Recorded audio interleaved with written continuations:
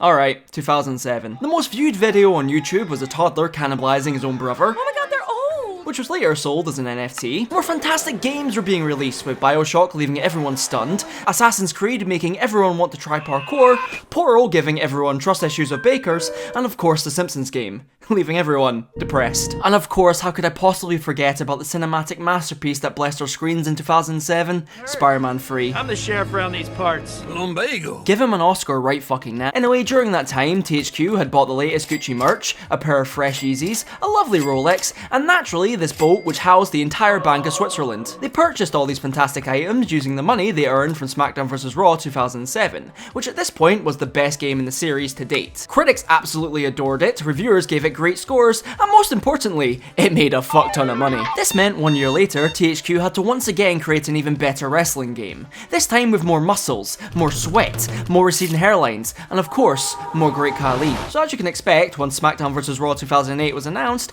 everyone was pretty excited to get their hands on it. However, upon purchase and inserting it into your mint condition PS3, everyone quickly realised something was very, very wrong here. See, the game still looks good, like they've been sure to freshly polish Undertaker and to supply everyone a diet of free whole cows, but if you put your glasses on and look past all the oily men, you can tell something feels off with this gameplay, being that everyone moves at the same speed as your granddad's heart rate. The game is so unbelievably slow that it feels like it ages you as you play it. I mean, here's a picture of me when I started playing this game, and here's a picture of me once I finished it. I genuinely cannot fathom who at THQ thought it was a good idea to make these guys move about as fast as a snail, but there is a special corner of hell reserved for you. Like all the other SVR games up until this point had been known for the fast-paced, frantic gameplay, like everyone had just discovered crack for the first time in their lives. But apparently, in between the time it took SVR 8 to come out, everyone developed false hips because I've seen androids move with more ferocity than this. Other than the game being stuck at this iceberg-like pace though, everything else is actually alright. I mean, there's more meat here than your average Tesco freezer, and these moves are just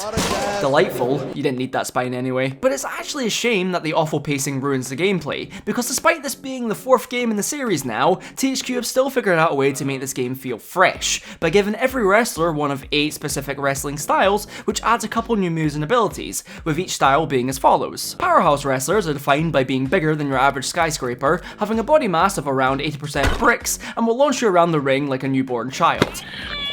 Basically, with this class you can perform strong Irish whips and activate Rampage mode, which effectively makes you a demigod for 2 minutes, but does have the unfortunate side effect of sending a copy of the Rampage film to your house. Brawlers are wrestlers who like to let their fists do the talking, with this class allowing you to throw hands quicker than someone can shout World Star, or you can just mount your opponents and turn their head into Beyond Meat. Seriously lads, this seems a little excessive. I'm sure this man has a family. Technical wrestlers are not only able to reverse or counter anything you throw at them, but they can also fix your car at a reasonable price.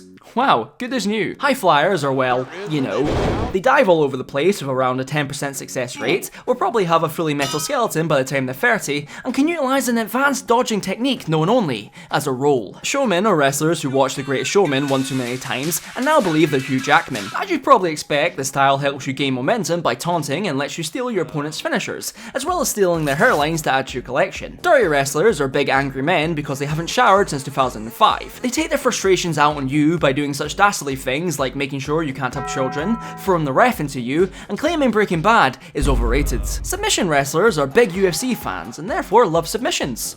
Nice. And finally, we have hardcore wrestlers, who deserve to be locked up in Arkham Asylum. These lovely gentlemen will inflict bodily harm upon you with every kitchen appliance known to man, and their blood must contain some experimental form of monster energy, because the second they start to bleed, they're able to use all 100% of their brain power to fuck you up. Some will even go as far to repeatedly hit themselves in the head just to get a taste of that sweet nectar. Anyway, all these classes offer something a little different, and while some are better than others, it's a welcome addition nonetheless, especially the hardcore style.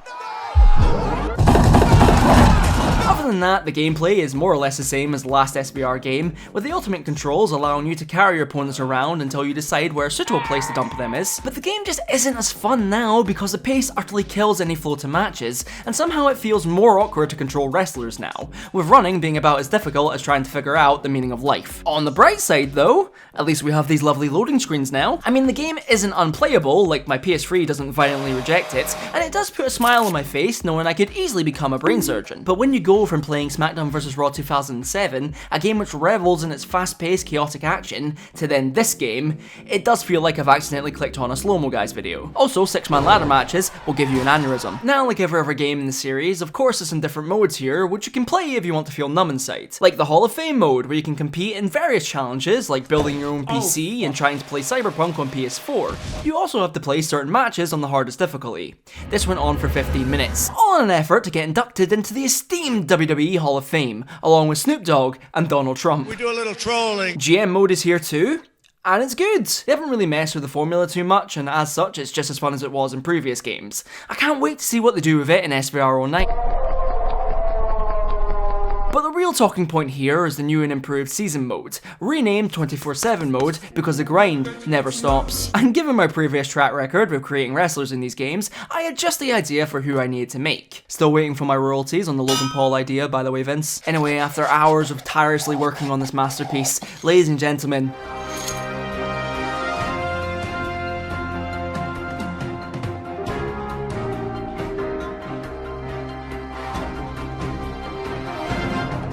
it's Keemstar. Or, well, at least I thought it was.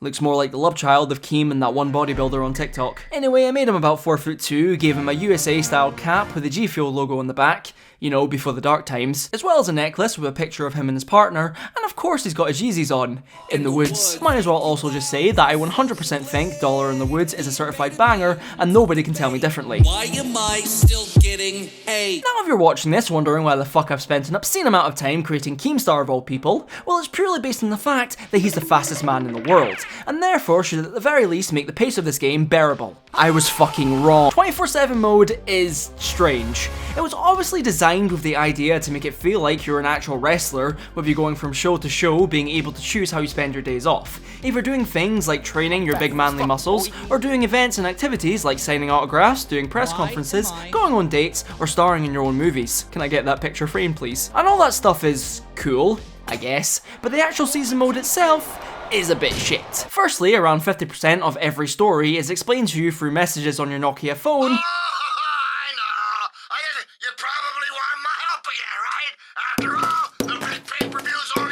Or reading magazine articles. Wow, that's a lot of words. Too bad I'm not reading them. Secondly, I can almost guarantee you that this entire mode was written by a 55-year-old who's never experienced happiness in his whole life. See, the previous season modes had their flaws, fucking evidently, but despite some glaring issues, they were never at all boring to play. Probably because they were insane. There's gonna be some very unpleasant consequences for you, sweetheart. However, here, it's like the games went to rehab and everything just isn't as fun anymore. The season mode just doesn't make sense, and not in the fun, nonsensical way, just in a bad one, as you can easily go from wanting to kill someone one month to going on their podcast the next. Go subscribe to Alex Webb. hit that bell, and enjoy the ride. The very first thing I did in the season mode was try and get Keem a girlfriend, because God knows he needs one. But before big old Keem could do anything, he was cucked by Shane Helms, then viciously tackled by MVP. Keem obviously wasn't too happy about this. Recently, I have been under attack, which led into a storyline where I battled MVP to become the #1 contender for the world title, which I eventually won by showing off Keem's amazing boxing skills. However, apparently Teddy Long doesn't give a fuck about that, and I spent the next 2 months fighting Booker T, Shane Helms, and fucking Roddy Piper just to see who would get the starring role in WWE's latest film. I am not making this up. Then Keem gets a booty call from Ashley, which he was definitely excited about, but unfortunately she turns out to be Matt Hardy's girlfriend, and he isn't too pleased with you. Naturally, after getting caught, Ashley then does a logical thing and accuses you of sexual harassment. And at this point, my demonetized alarm was going mental, so I quickly turned off the game and cast it into the abyss. Now, while I may have been able to make 24/7 mode sound exciting there, I can assure you it's not, because these stories aren't interesting in the slightest, and doesn't make it worth playing through all these matches, considering Keem moves at around 1.2 miles per hour. The season mode also has an issue with reusing the same cutscenes over and over again, so at this point I have seen Keem stumble into the Divas locker room enough times to have it permanently singed into my brain, and I swear to God if I have to see him lifting weights one more time, I'm gonna lose my fucking mind. SmackDown vs. Raw 2008 genuinely could have been fantastic, however THQ decided to try and and fuck around with the recipe and ended up with this mess. This might have been a bad decision. Sure, it does have some good ideas with the different class systems, and definitely the welcome inclusion of the hardcore wrestlers, but fuck me, I cannot justify the awful pace of this game, and while 24/7 mode can have some fun moments,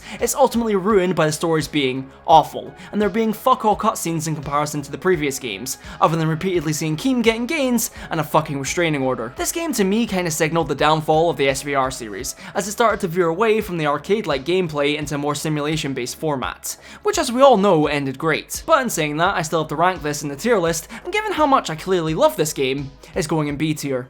And by that I mean it's going in the bin.